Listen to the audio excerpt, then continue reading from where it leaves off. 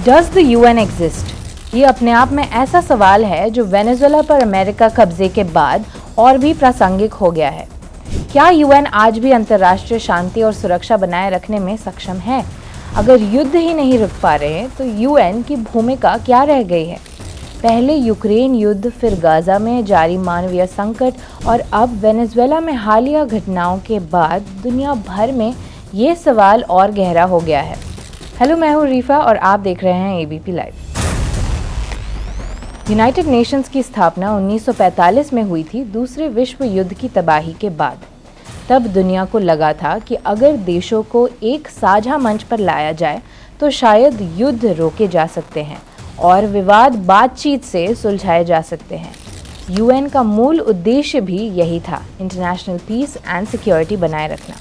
लेकिन 8 दशक बाद जब एक के बाद एक युद्ध सामने आ रहे हैं तो ये सवाल उठना स्वाभाविक है। अगर युद्ध ही नहीं रुक पा रहे तो यूएन की भूमिका क्या रह गई है? इसका जवाब समझने के लिए हमें यूएन के सबसे ताकतवर अंग को समझना होगा, United Nations security council. Security council वही संस्था है जिसके पास ये अधिकार है कि वह तय करे कब और कैसे बल प्रयोग किया जा सकता है। इस परिषद में कुल 15 देश होते हैं। इनमें से 10 अस्थायी सदस्य होते हैं, लेकिन 5 देश स्थायी सदस्य हैं, United states, Russia, China, United kingdom और फ्रांस। इन पांचों को जो शक्ति दी गई है वही आज यूएन की सबसे बड़ी ताकत भी है और सबसे बड़ी कमज़ोरी भी, वीटो पावर। वीटो का मतलब ये है कि अगर सिक्योरिटी काउंसिल के सामने कोई भी रेजोल्यूशन आए और इन 5 परमानेंट मेंबर्स से कोई भी उसे वीटो कर दे तो वह प्रस्ताव पास नहीं होता। ये व्यवस्था इसलिए बनाई गई थी ताकि दुनिया की सबसे शक्तिशाली ताकतें एक दूसरे के खिलाफ सीधे टकराव में न जाएं। लेकिन समय के साथ यही व्यवस्था यूएन के कामकाज में सबसे बड़ी बाधा बन गई। इतिहास में ऐसे मौके भी आए जब सिक्योरिटी काउंसिल ने प्रभावी भूमिका निभाई। 1950 में कोरियन वॉर के दौरान काउंसिल ने जल्दी फैसला लेकर साउथ कोरिया की मदद के लिए अंतर्राष्ट्रीय सैन्य कार्यवाही को मंजूरी दी थी। लेकिन ऐसे उदाहरण अपवाद रहे हैं। कई बार यूएन की असफलताएं इतिहास के सबसे दर्दनाक अध्याय बन गई। 1994 में रोंडा में नरसंहार हुआ और 1995 में बोस्निया के स्रेब्रेनिका में यूएन की मौजूदगी के बावजूद लाखों लोगों की जान चली गई क्योंकि राजनीतिक इच्छा शक्ति नहीं थी और बड़े देश निर्णायक कदम उठाने को तैयार नहीं थे। इसके अलावा ऐसे भी मामले रहे जहां शक्तिशाली देशों ने यूएन को पूरी तरह बाईपास कर दिया। 1999 में कोसोवो संकट के दौरान नाटो ने बिना सिक्योरिटी काउंसिल की मंजूरी सैन्य कार्यवाही की। 2003 में इराक पर हमला हुआ जिसके लिए भी यूएन सिक्योरिटी काउंसिल की अनुमति नहीं थी। बाद में खुद यूएन नेतृत्व और कई विशेषज्ञों ने कहा कि ये कदम यूएन चार्टर के अनुरूप नहीं था। इन उदाहरणों से एक बात साफ होती है, यूएन तभी प्रभावी होता है जब बड़े देश आपस में सहमत हो। जहां सहमति नहीं, वहां यूएन की सीमाएं साफ दिखाई देने लगती है। अब इसी संदर्भ में वेनेजुएला का मामला समझना ज़रूरी हो जाता है। हाल ही में यूनाइटेड स्टेट्स ने वेनेजुएला में सैन्य कार्यवाही की। ये कदम यूनाइटेड नेशन सिक्योरिटी काउंसिल की अनुमति के बिना उठाया गया।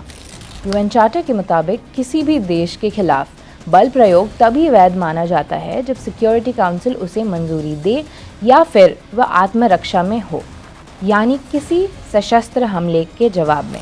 वेनेजुएला के मामले में ना तो सिक्योरिटी काउंसिल से कोई ऑथराइजेशन मिली और ना ही ऐसा कोई स्पष्ट प्रमाण सामने आया कि ये कार्रवाई सेल्फ डिफेंस के दायरे में आती हो। इसके बावजूद यूएन इस पर कोई ठोस कार्रवाई नहीं कर पाया।